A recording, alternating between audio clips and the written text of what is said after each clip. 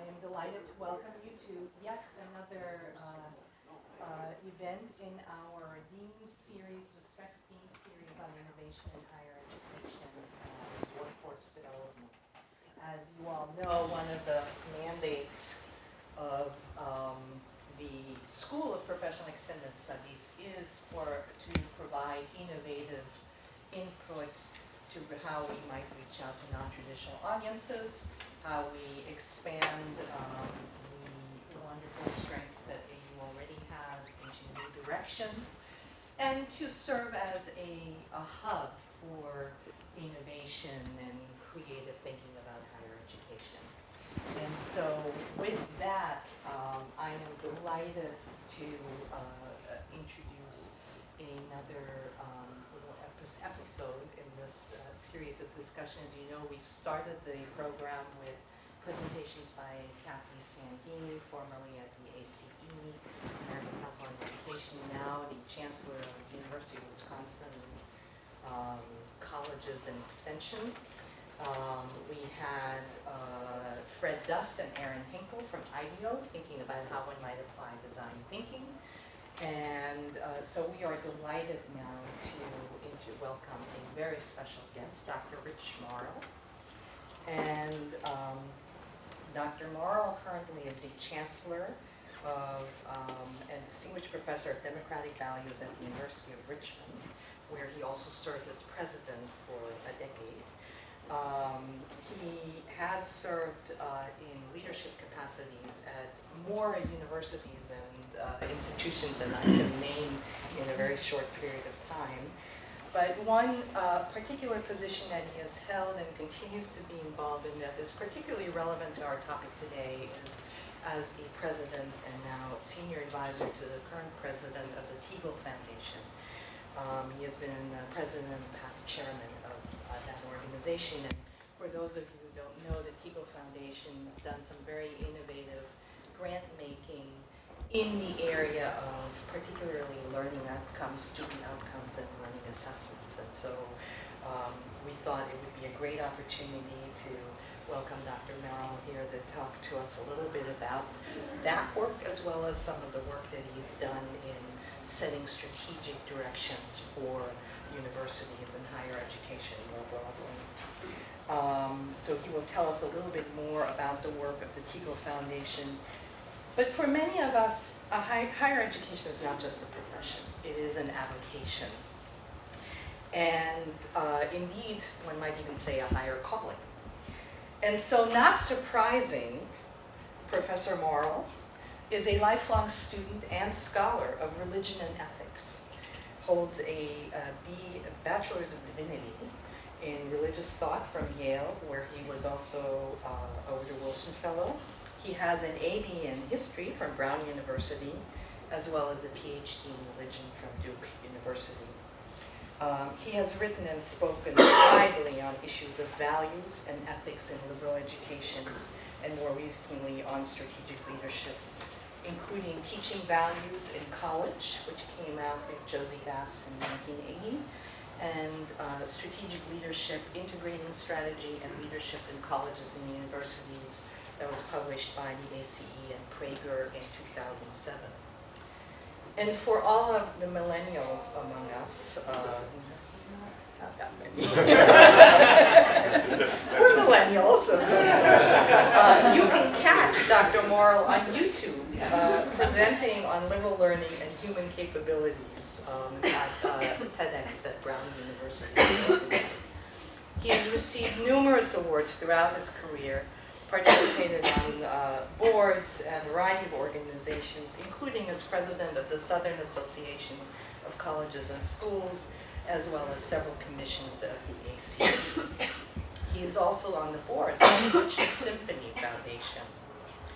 Not to be forgotten, a most important connection is that he happens to be related to one of our valued staff members, Amy Morrill-Bugeaud, and we are delighted and thank Amy for recruiting her father to come and join us today. And And so with that, I would like to welcome Dr. Morrill to speak to us about From Learning Outcomes to Student Success in Liberal and Professional Educations. Thank you.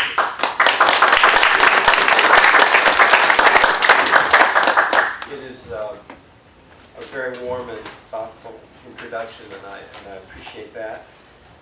I also appreciate the fact that Amy finds in you such close colleagueship and mutual support, and I hear stories of that from time to time, and I know how much all of that means to her. I've had the great privilege of serving in several different contexts, as you've heard from Carola's introduction. For a long while, I was a college president. Before that, and after that, a member of the faculty. And then it became opportune for me to serve as the president of a foundation, a group that I had worked with on the board for, at the time, some 20 years, and then continued as chairman of that board for a couple of years. And then during the financial crisis, as I was trying to find a successor to Robert Connor, who had been our brilliant leader for 6 years, I was drafted because people said to me on the board, "Rich, be real, we can't find somebody to come and run this foundation after we just lost 30% of our endowment. So you do it." And I commuted from Richmond to New York about every other week for about 4 years, and enjoyed the work immensely, but the commute was something different. I had spent a career literally asking people without any relief, day after day, for money to support the institutions that I represented. Then I spent that period in New York being asked for money. And I found that both jobs were very difficult. What for me holds these responsibilities together is that early on in my work, I found myself oriented toward seeing strategic decision making in a kind of depth dimension, looking for story, looking for narrative, looking for meaning, particularly in mission and vision, as a way in which I could make sense of the responsibilities of a university president. And then as I worked in the foundation, it became even clearer to me that you have to have a sense of strategic direction. You have to deeply know what it is that you hope to accomplish. And where in both instances I found that I had some deep roots was in the question of student learning. Right at the center of what it is we're trying to accomplish in higher education, and obviously in the foundation, an opportunity for us to make that a focus of our work. As it happened, in 2003, we hired a man named Robert Connor to become president of the Teagle Foundation. Bob Connor was the head of the National Humanities Center in North Carolina at the time. But prior to that, he had been a distinguished professor of classics at Princeton. He visited a lot of our grantees, came back from those visits, and began to shape an agenda. And at the meeting, I remember well, where he was relating to the board the direction in which he wanted to move, he said, "Well, I've concluded that what we should do is focus on assessment." The board has a number of very distinguished academic leaders on it at Teagle. And one person turned to me, recently retired president of a distinguished liberal arts college, and whispered, "Rich, did he just say assessment?" Now, as you know, for many of us in academic positions, the word does not trip lightly from our lips. It scares us because we think of judgment, we think of standardization, we think of controls, we think of mischief, and whatever else we may think of it as a lot often of busy work, and it can be. Or we think of it even as something worse, as a distortion of what it is that we're trying to accomplish. But nonetheless, Bob said to us, we want to do something different. And then I think we all began to listen.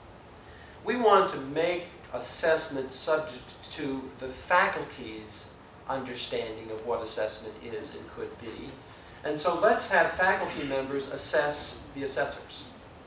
And so we will create, and it took a while for us to get there through some more meetings and conversations, but we will create a collegia of cooperating colleges. We'll start with the smaller liberal arts colleges of very high quality in terms of the usual measures. And we'll ask faculty from those institutions to come together and talk about some of the new possibilities in assessment. Now, since I've done a little bit of work in this area, I tend to use the alphabets that name some of these instruments. How many of you have worked at all with something called the CLA? That was a new instrument 10 years ago. And so that was one of the things coming on. And the collegiate learning assessment, I can quickly just tell you, is it's a performance-driven instrument created after a lot of research through help from the Carnegie Foundation and through help from the Carnegie Corporation, with a major gifts to the Council for Aid to Education. In any case, out of it came a different kind of standardized test. So students are given a vignette related to a decision that has to be made, typically in an organization, and given 2 or 3 or 4 kinds of information about the decision: quantitative, qualitative, narrative information. And then the students are asked to read the vignette and to respond with an essay that they create. So the aim of this is to measure both the effectiveness of written communication, of critical thinking, because you have to examine different points of view, find presuppositions, find what evidence counts, and those are the questions that you're being asked. And because the information comes from different sources, it measures complex reasoning. And you create an essay. You don't fill out a bubble form and push a button to give your answer. It's not a multiple choice test. And there are critics of it and there are proponents of it, and we could go for a long time talking about it. But it seemed to us that it's worth looking at. And so we challenged a number of institutions to see what this means for you. What's it help you do? And we learned that it helps do some things and other things it doesn't help do. But that was the kind of thing we wanted the faculties to work with, to see what sense it made. And at one point, a little college in Michigan, for example, this has been public so I can mention it, a little college in Michigan called Kalamazoo, a very fine liberal arts college, said, the CLA actually helped us. Why? Because we administered to a cross-section of our students, and a lot of the students we learned who have literature and language backgrounds do much better on the writing portion of the CLA, or the writing dimension of the CLA, than a lot of our other good students in the sciences. And the faculty in science got together and said, well, obviously, we don't do enough writing. We have lab reports that students write, but that's not apparently creating the abilities that other students in the same institution are demonstrating on this test.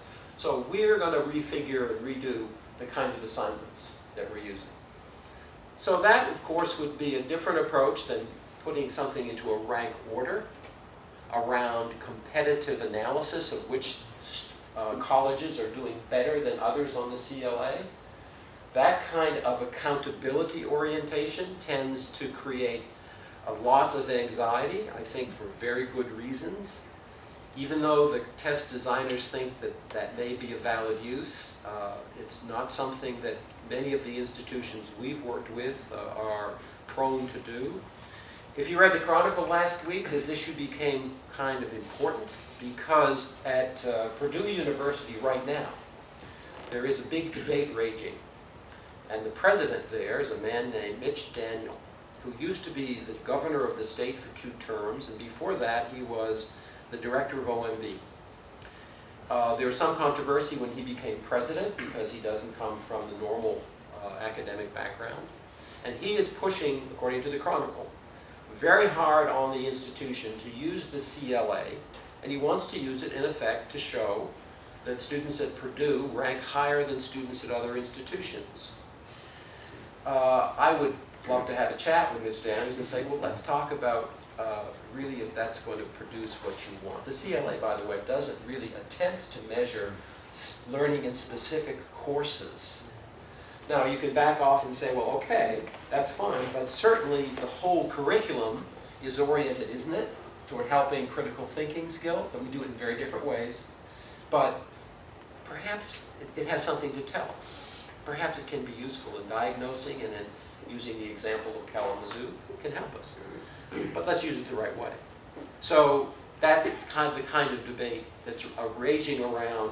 One of the kinds of instruments that we hoped through the Teagle grants to these liberal arts colleges, we would be able to see new opportunities. Now, other things have, at that time and still, are coming forward as new ways in which to think about how we as faculty members can get a better purchase on the evidence of what our students are learning. One example is, now here I'll use another alphabet. Are many of you familiar with the AAC&U? Associated Colleges, Association of American Colleges and Universities, located a few blocks from here. That organization for 20 years has been headed by a woman named Carol Schneider. I'm biased, I was on the board. It's a phenomenal organization, and Carol Schneider is just done spectacular work running that organization. One of the things that ACE has tried to do is to refocus the debate on assessment around the actual work students are doing, the things they are producing, the papers they're writing, the presentations they're making, and can we find ways to get our arms in assessment around those kinds of actual student work products. Well, one of the things that they have done at AAC&U is to develop a series of rubrics that come out of their work on the whole question of what is the best way to think about student learning. And the ways in which they have focused their energies are on broad cognitive, intellectual, personal, and civic capabilities that are, we often say, the consequences of what happens in higher education work, particularly, of course, in advanced work in liberal arts and in professional fields. And they have developed rubrics around each of those learning capabilities. And the rubrics define those characteristics of what we think students should be able to know and do around the area, let's say, of effective communication, or around the area of quantitative reasoning, or in the sphere of information literacy, or around the goal of creative thinking. The rubrics are interesting because they do demonstrate different levels of development. And so, if you will, it's done in such a way as to try to not make the rubrics pejorative. So you don't say weak performance, you might start by saying, and this is position 1. And the position 1 often is, do you understand what you read? Position 2 might be, do you understand what you read, and can you take some distance on it critically and sort of see where you think the suppositions are? Third point might be, well, can you understand it and apply it to another context? As you go toward the higher levels of the rubric, it often moves toward originality, or toward creativity, or toward, I guess, a fancy word, self-authorship, where you actually are producing insights that are relatively novel. So those rubrics were another emerging product that we wanted to see how liberal arts colleges would find them to be helpful or useful. Other colleges were looking at things they already had in place. Carleton College, for years, for example, has had this simple but wonderful way in which to use a simple rubric, just a paper and pencil rubric, that defines levels of expectation for what students writing in college should look like. And at the end of the sophomore year, every Carleton student has to turn in 3 or 4 different papers that they have written. And those are reviewed by a panel of faculty members over the summer after the sophomore year. And the decision is made whether those students need to take additional courses with a writing-intensive dimension. There is no writing requirement. Students who come to Carleton typically have a very strong profile, and so they're able to do this. But that simple idea, as that idea came to play out in the Teagle groups, was often just seized on as, what a great idea. Maybe we should try this with other areas. How about quantitative reasoning? And actually, Carleton for years now has been seeing if they could develop something. They've never decided to make it a requirement, though they've done a lot of work on it, is to say effective writing, quantitative reasoning should be things that we should expect, and that we should have these kinds of assessments built into the experience of students. Other faculty have looked at ways they can make capstone courses and experiences a definitive and important way in which to organize assessment activity. We had a young woman at the University of Richmond who developed a whole approach. She was an assessment specialist. She's trained as a psychometrician. She went on from Richmond to Stanford, and then from Stanford to Harvard, so she's obviously attracted a lot of interest from other institutions. But she had the neatest, maybe a little abstract, but still a really neat way of saying, here's a way to think about this. Why can't the capstone experience be studied in relationship to the entry course that students take? And let's get some data on 3 or 4 learning outcomes. Effective use of evidence, effective argumentation, effective writing. And let's focus on where the students are when they were in the entry-level course. We don't have to do this for every course every year. We can do this periodically. But we can sample those student work products, analyze them in terms of some kind of metric around level of development. And then at the end of the senior seminar, or whatever course may be seen as a terminal experience, let's do a similar kind of analytics, and let's see what happens. Now, it's not going to be something, again, that will give you a natural comparison. But in terms of the work that we would want to do in response, for example, to virtually any accreditation review, something like that people would find to be a valid way in which to keep track of how we're doing in estimating the progress of our students. We control it, we can put into it what we want, we can make it economical, we can make it efficient, and it also helps us, just as the little probe did at Kalamazoo. So the tone of all of this work that we did at Teagle was to say, a lot of what we're doing is searching, probing, experimenting, analyzing. We're trying to hold up then those things that seem to work. Some will get implanted in this part of the college and some won't, but we'll have a way to pull together a series of valid things that we're doing, and those all can then be related, and this I guess would be something of my emphasis. If you have a good strategy process, if you work at it consistently, if you don't do it every 7 years and stick it on a shelf, but if you use it to drive the organization and keep the goals in front of people, if you do that, then you have all kinds of data that you're constantly working with as an evaluation of the effectiveness of the institution around the strategic goals. And then the evaluative work you're doing on student learning or in any other facet of the institution is able to be fit into a process of continuous review. So you have a backbone, a framework. That means then that some of the softer forms of evaluation that now have become so prominent, like student surveys, are able to fit into a perspective that gives texture, depth, and broader meaning to those things because they're seen in relationship to an inclusive process. Having done a lot of work in an earlier day with accreditation, and when I was running assessment teams or accreditation teams, I would often go to campuses and they would be in a panic, and I would say, you can be panicked, but let me just suggest, you're doing more than you know. And if you can find the threads to connect them, particularly in the strategic process, you're going to find yourself in a much better position. And so when you talk with the accreditors and the visiting team, you're going to show a different face than if you say, we really haven't done much on X, Y, and Z. You've often done a lot more. if you have a fact book, if you have some relative comparative data, if you benchmark a bit, if you have a strategy process, if you use some of these instruments in various ways, if you experiment with capstones, if you are, why not reform program review? I mean, program review is something we all do.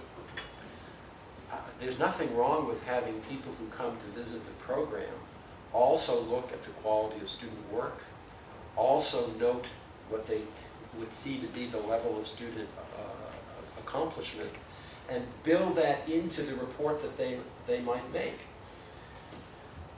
We tried this at the University of Richmond, and we had a kind of trade-off. You know, I said, you know, if you can develop some steps within program review that would focus more on actual student learning and focus on things that students have done and show the kinds of abilities you think this particular paper demonstrates or this particular project. And if you can then bring that into the program review process, I will read and take seriously all the requests that come out of program review for yet another 6 faculty for the department. You won't get 6, but you might get 2. As long as you are taking seriously the fact that program review can also address the growth in student learning. Is that not our purpose? So that's some of the work at Teagle. And when Bob Connor retired, it then fell to me to try to continue to move forward a lot of the agendas that he had developed. And we did that in a variety of ways. When you are in a foundation, and you all know this from your work trying to secure grants from foundations, one of the things that always drives your work are the goals to disseminate widely the knowledge that your grantees have developed. That's what your board is holding you to account to do. And so as you approach a foundation, remember what they're after is dissemination and replication. How can we use this money wisely? Well, we use it wisely very often when we find those kinds of projects that will have some legs and that can be used by others to help their know-how and advance their work. So we would continuously try to find things that could go somewhere, that could make a difference to another institution. One of the interesting things that we came upon in our work was a program on teaching history at Barnard College. Barnard College, as you know, is affiliated with Columbia University. It's independent, yet tightly related in many ways. Faculty members at Barnard have to go through the process for promotion and tenure at Columbia. And so it is a faculty that has very strong research capabilities. But it also has its own identity and its own realities. So it happens that a professor there by the name of Mark Carnes had developed a course that he came to call Reacting to the Past. It came about this way. One day, Professor Carnes was teaching a freshman seminar, I think on some great texts. As you know, Columbia and Barnard too have a lot of respect for the required Western civilization and now other civilization courses that are offered as a requirement of all students. And so he was teaching a class on Plato's Republic. And of course, as happens occasionally to us, the students were stone silent. They were not there that day. And he couldn't get anything going. And he finally got a few cryptic comments, and he went back to his office, and he was, you know, like we all are sometimes, really down. And the student wandered in about another matter, and he said, oh, wasn't that an awful class? And she said, no, I love your class. And she said, that's one of my best classes. Then she paused and said, but you know, Professor Carnes, all classes are kind of boring. So there came a revolution for this man's life. Now, Mark is a professor at Columbia and Barnard. He's a cultural, American history, cultural, social historian. He's done a lot of writing. He certainly plays in a very big league. But he also said, I'm going to take a different approach. And so he developed a new way to get students engaged in history.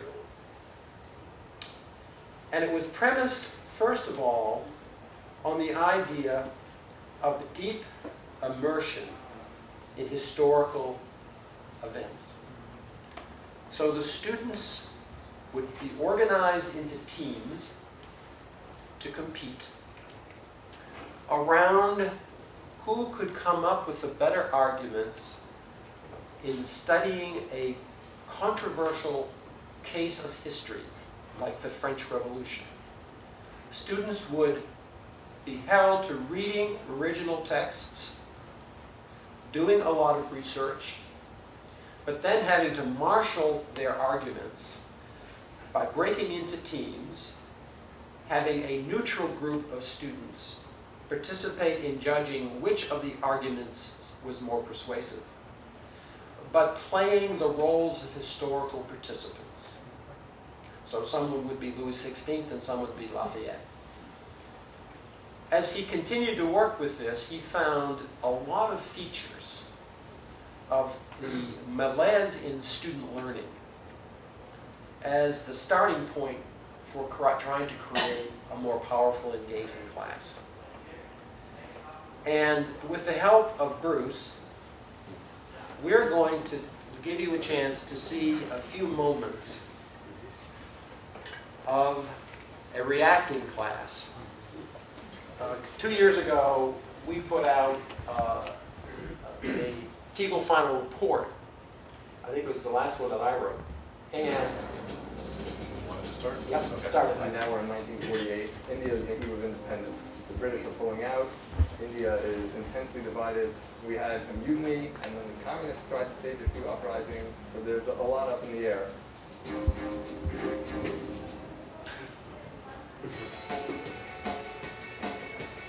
I think when people think of history, they kind of have this stereotypical idea that it's sitting and reading a textbook and just reading facts and dates. Whereas in Reacting to the Past, you're acting out history. I am Dr. Medgar. I'm the leader of the depressed class. My role in this game is the Nizam of Hyderabad. I'm the president of the Congress Party. I'm Nehru. Joining the class is a fantastic and unique experience. It looks at history in a whole new way. You're not sitting there listening to a teacher lecture. You're not sitting there taking notes. It's not just memorizing dates and memorizing principles. You're embodying this character that you normally would just be reading in a textbook. Really throws you into the time period. It's unlike any other class I've ever taken. It doesn't feel like school. We walk into class talking, friendly. You sit down. It's go time. You forget that you're not actually in India in 1946. Everyone kind of wants to win at all costs. You have to do whatever it takes. Beginning of the game, all the characters are thrown into this conference at Simla. The purpose of us all meeting is so that we can talk to the Governors General and say, this is what we want to happen in India, and this is what we're hoping you can do for us. I really came in knowing nothing about India other than that it was a British colony. Didn't know anything about it, all the debates, the partitioning, the characters. I really didn't know what to expect. The INC operates on a pragmatic level. We are striving and have been striving for a unified India since its conception. I will tell you something, INC. There is one way in which the minority groups are united. We do not want to be Hindu. Preparing for the role is sort of study for the exam. You want to know as much as possible. You want to outread and out-research everyone. That's why you learn history so well in reacting, because you have to go out and really do your homework. Otherwise, you're going to get crushed. And it makes you want to work outside of class and just invest as much time as possible in it. I never really lose interest in what's going on because it's so compelling all the time. I'm never stressed in this class, but I'm always having fun. it's a wonderful, terrifying kind of investment that you find yourself having. They teach you how to build coalitions, how to work with people of competing ideologies, leadership skills, public speaking. You have to understand things from all points of view. It's skills that you can really take with you in life. I think reacting to the past is more engaging than any other class I've taken because of the way that it puts the student in control. You can feel empowered and feel like you're making a difference. You really not only get to know the history better, but you get to know these people so much better than any other class I've taken. I've made, I think, my closest friends through this class. We finally got rid of the Governors General, which is very exciting. There's no more British in India. So now we need a leader of this new Indian movement. There's going to be speeches, and then we're going to take a vote. The Indian National Congress is here to finally put an end to the thought that this will be a government of intolerance to minority groups. With us in place, I can promise you that you will be secure from the misconduct of any extremist Hindu neighbors. Please bear that in mind when voting today and show your support for the movement. Thank you. One thing this class has taught me is that it's very hard to learn history in retrospect. You really have to put yourself in the shoes of the people at that exact moment in history. You get really passionate about a topic that you never would have thought you would care about before. Now, like maybe when an event happens in India, I'll read it online or in the newspaper because I do have a connection now to it. 10 years from now, I'm probably going to be more from this class than I will from half the other big lecture classes. I mean, I'm not a history person, but I still love it, and I think it can really be an amazing experience for anyone.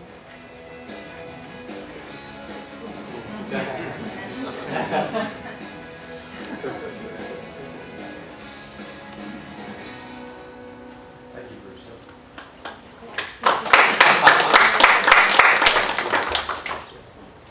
Now, in the way a foundation works, Mark Carnes came to us. We had given them a small grant of $20,000, $25,000.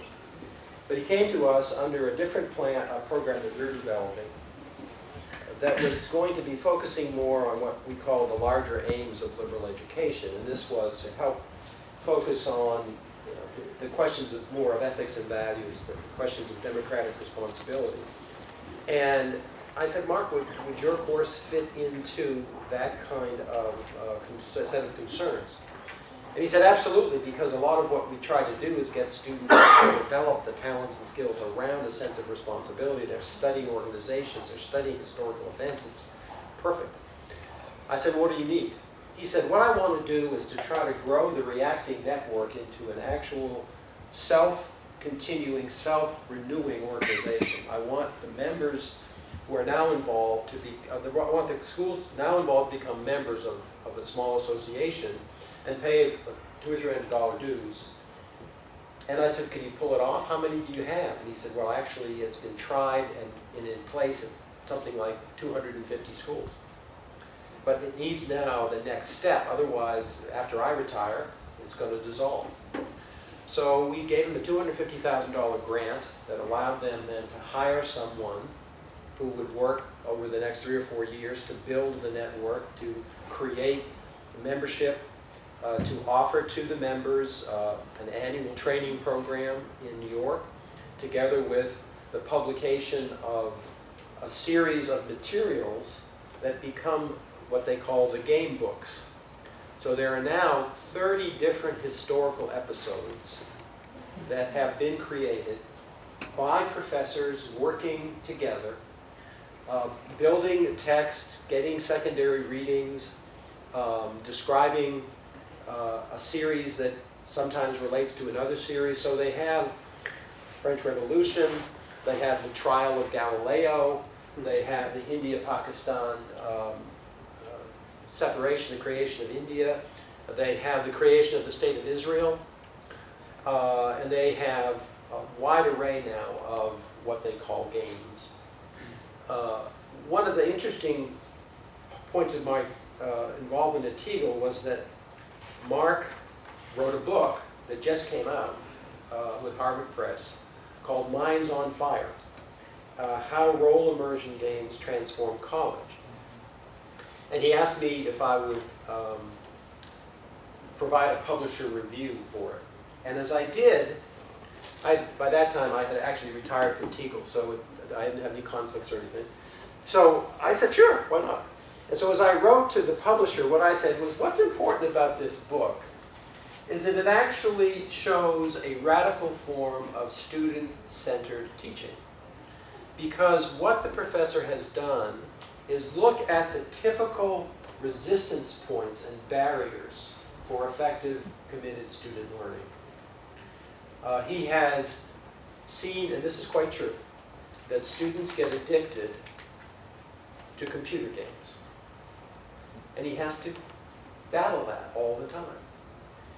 That students also have, big surprise, continuing, absorbing interests in, alcohol and parties. And then the students have this hypersensitivity to the peer culture, so that often discussions bog down because no one wants to say something that looks uncool. That this might actually show that you care, or that you're making yourself vulnerable.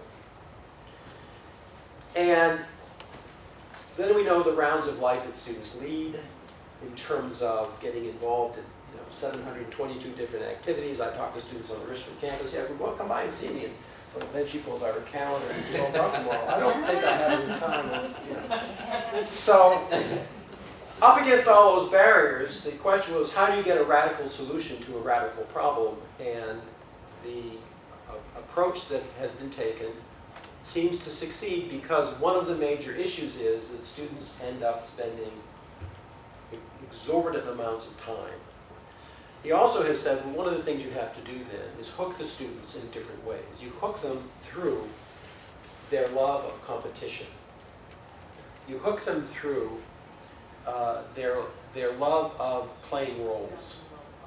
It gets them out of the peer culture. They don't have to answer for some imaginary person they are, and they can say crazy things. So that seemed to us to be a good kind of foundation grant, because you're giving wheels to something that can have broader application. Much of it was already starting to happen, much of it had happened, and we tried to give it some new infrastructure that would make it more replicable in other places. So that's an example. Now, just to wrap this up, one of the really important questions at stake here that all of us are now facing, I think, is the underlying premise in our society about what is the worth of education. We find this particularly true, of course, if you are in liberal arts, but many of you are in fields that are in adjuncts related to part of liberal education or function in very similar ways. Much of professional education now at the higher levels is also not some kind of an immediate track into an automatic position. And so the question that is now being framed for us in our society is that what has value is what gets you a job.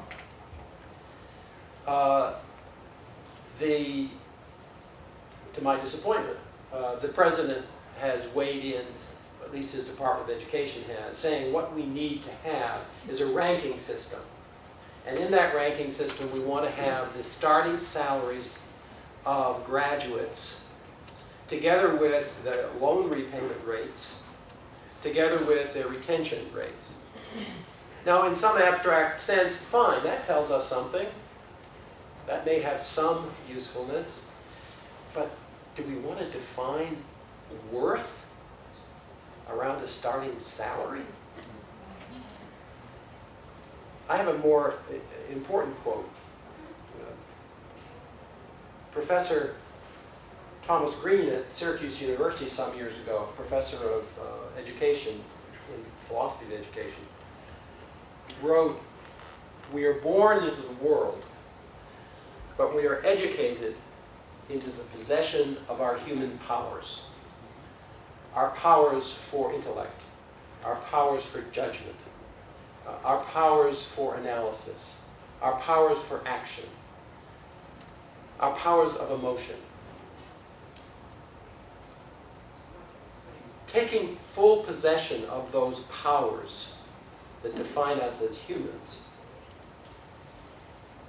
is the center of the worth of education. Its value, if you will.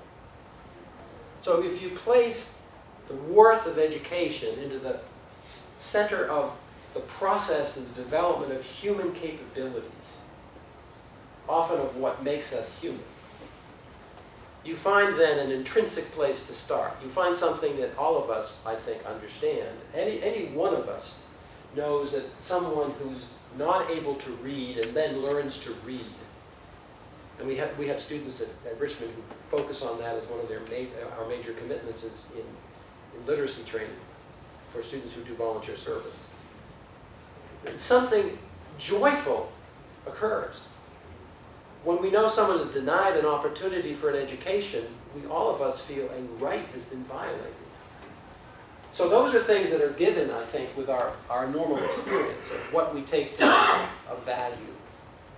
So we want to refocus the sense of the value of education around the development of human powers.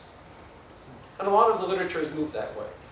If you read the work of Derek Bach, twice retired president of Harvard University, our underachieving colleges, in his own kind of crisp and direct way, he's arguing for the powers of learning. He's talking, in particular, in his case, he's very committed to ethical reasoning as a critical area for student growth. If you read Martha Nussbaum on human capacities and capabilities, you find a powerful developmental argument.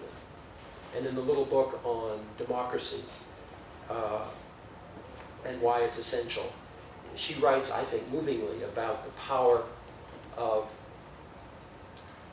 liberal education, broadly defined, to help shape human capacities for empathy, for moral imagination, and clearly, obviously, for critical thinking.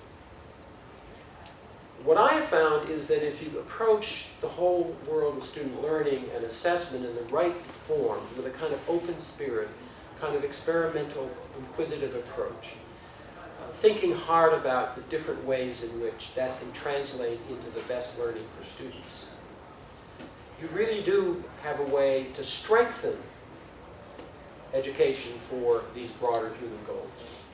Because you get evidence. And the evidence can travel. We do it anyway. It's just often we don't make it articulate. So when we do it in this kind of a world, where we're often being questioned, where there's a substantial doubt about our enterprise, then it makes a lot of sense to say, well, let's get the better evidence. Let's document what we do. Let's make it clear to people how valuable this enterprise is. You know, not for a job that might last you for 3 years, but for a lifetime. There's a poem by T.S. Eliot that I think captures some of this. And it basically says, we arrive at where we started, but we know the place for the first time. I think that's what this kind of work can do for us. So thank you very much.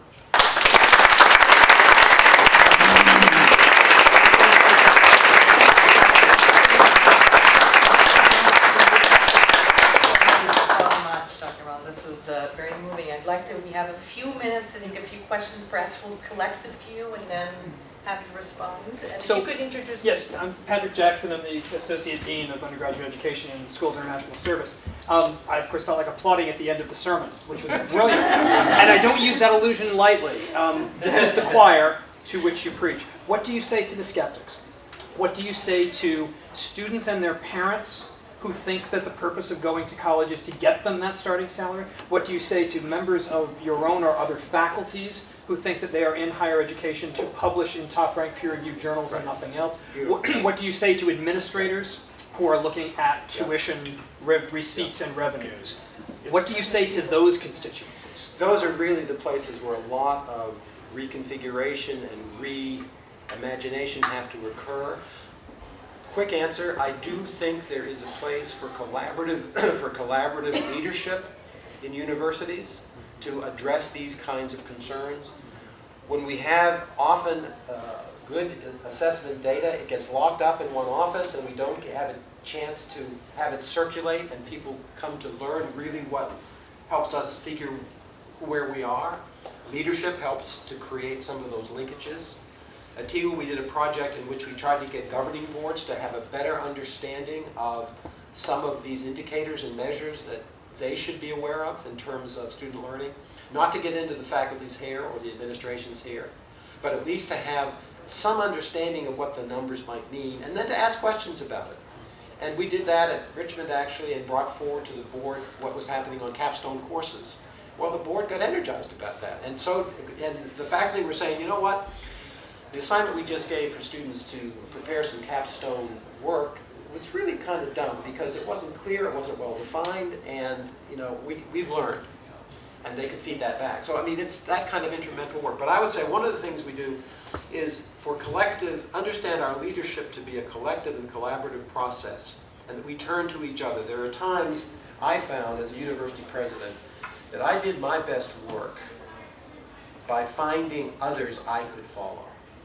So I would look to a brilliant professor in the business school who was really skilled in teaching and try to find out from him what it was that made his work so good. And I would talk to other faculty and always looking for how can I pull these people together? How can I get something going? How can I be and so you lead by following. And so I think that's a lot of what we do. Richard Arum and some of you may have read this book. It's called Academically Adrift. Came out 4 years ago. It's a hard book in the sense that it's very critical of American higher education. We helped to sponsor it. I know Richard Arum now, and although there are some things you can criticize about that book, it actually delivers a very powerful message. And one of the messages is the kind of extreme form in which the professional preoccupation of the faculty is driving a lot of the problems with low levels of student learning. And this is overstating it, but I'll overstate it to make the point. The motif, and this is other scholars have said this about scholars of higher education, the compact has been developed, and the compact is the professor says, we won't expect too much out of you if you don't expect too much out of us, because I got other work to do. And so I think that's harsh, but that's at least his critique of the mentality of an overemphasis. There was an article in the Chronicle about a week ago. It was published by a professor at Georgetown in the Foreign Service unit.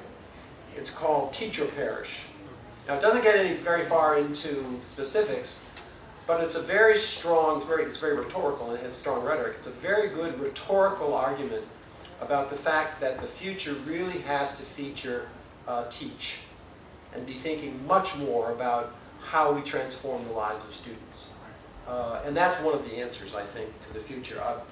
Maybe a little later today, I'm going to have a chance to talk a little bit about this. I was in a meeting yesterday morning with the board of Hampton City College. That's an all-male school in Virginia. It's a good place. And as I was there, I was giving to them an example of maybe there are ways in which you could cooperate with Sweetbriar, which is an hour away. I went back to my computer that afternoon, and I almost fell over. They're gone. Anyone go to Sweetbriar? No? And this has been poignant for me. Why? When I was 19 years old, I was a junior in college, and I decided I wanted to study abroad. It was a crazy decision. I was a scholarship student. I didn't have a penny. Brown was not going to send money to Sweetbriar, but I went on the Sweetbriar program. And I studied for a year in Paris. I learned French. I've kept my French. I've inflicted French on my daughters. Amy married a French Canadian. Katie went on to get her doctorate in French history. My wife and I are both fluent. We go to France all the time. It is a joy to be able to handle another language, to live in another culture. And Sweetbriar College gave me a scholarship that involved free passage to and from France, and they just died. That is so sad. But it is in part about single sex and remote location, you know, but in part too it's about learning outcomes, and that there were some powerful learning outcomes there that maybe could have been captured even better. I don't know, but it's in the last year, Sweetbriar, Virginia Intermount, and St. Paul's College in Lawrenceville, Virginia, have closed. And Sweetbriar, 10, 15 years ago, was one of the stronger women's colleges in the country. It had a great capacity to generate philanthropic resources. It raised a lot of money. The campus is sumptuous. It's on 350 acres in the rolling hills south of in the Blue Ridge, short of the Blue Ridge, but the campus was designed by Ralph Adams Cram, a distinguished architect who did the Princeton Chapel and the Princeton Quadrangle, and the campus of the University of Richmond.